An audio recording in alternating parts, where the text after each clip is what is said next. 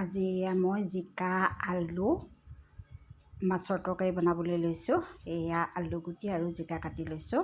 তাতে কেইটামান মচুৰ মাগুৰ মিক্স দালি দি দিম।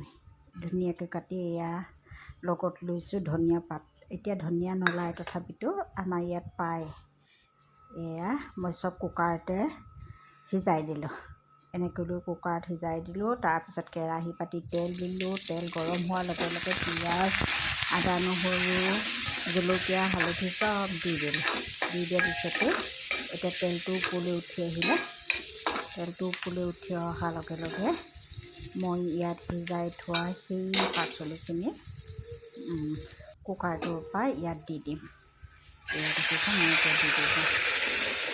দি দিয়াৰ লগে লগে উতল আহিব। উতল আহিলেই হালধি অকণমান কম হ'ল, পিছত দি দিব লাগিব।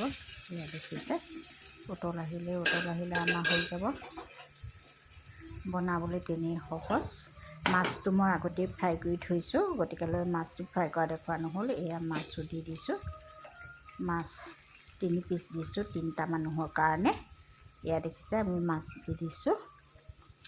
এতিয়া অলপ উতলিবলৈ দিব লাগিব, কিয়নো মাছৰ তৰকাৰী যিমানে উতলে সিমানে খাই ভাল লাগে। মাছৰ তৰকাৰী উতলাৰ পিছতে মই এয়া ধনিয়াখিনি কাটি লৈ ধুনীয়াকৈ দি দিছোঁ।